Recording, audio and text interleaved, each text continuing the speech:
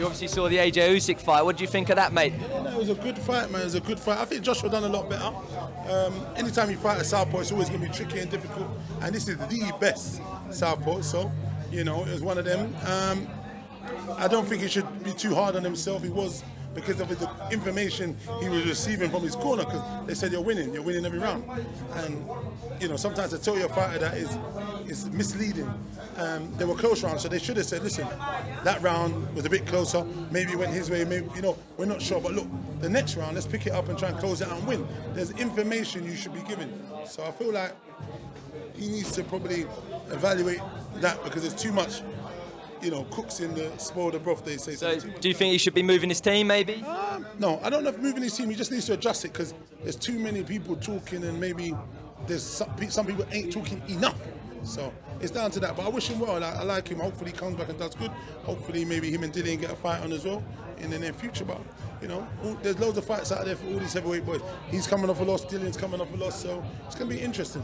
Yeah, and well, like you just said, there was a lot of hype around the Fury AJ the last few weeks. Yeah. I don't really think it was ever going to happen, to be honest with you. But like you said, I think Dillian Whyte's probably the right fight next. Listen, there's fights for them, but it's got to make sense for both guys. The money's got to be right.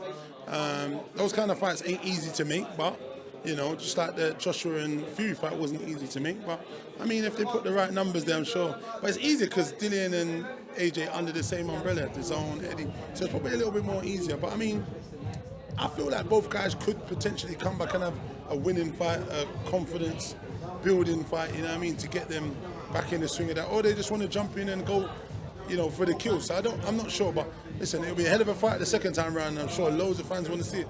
Yeah, and I think Dillian's done great. His camp's out in Portugal and everything. He's absolutely brilliant. He's come along a long way. Yeah, obviously, you know, in time, everything is experience.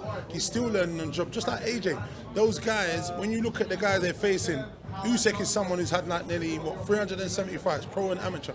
They're not meant to be fighting these caliber of guys and competing because of the inexperience. They're learning still. I think Dillian's had 30 fights maybe, and Joshua's had about the same 28 with 2 or 3 losses. So they're in the same position. Do you know what I mean? So those guys are still learning, even though they've got vast experience for what they've done. They're overachievers, somewhat, some might say. Fury was an Olympian. You know, Joshua's Olympian. Dylan only had 7 amateur fights. So, you know, when you look at the landscape and certain things, it all adds up. That fight, Joshua was never destined to beat him. He was been doing this since he was 6. He won everything as an amateur. He come into pros and won everything as a pros. It was always going to be that much, and a southpaw.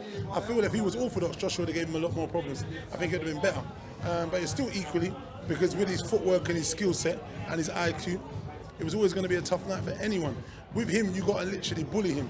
You know what I mean? You got to get dirty and rough and rugged like Derek Chisora did. And that's the type of fight that needs to happen. You can't try and play pretty boxing with the prettiest boxing guy who does pretty boxing. Don't play chess with the grand champion. Exactly.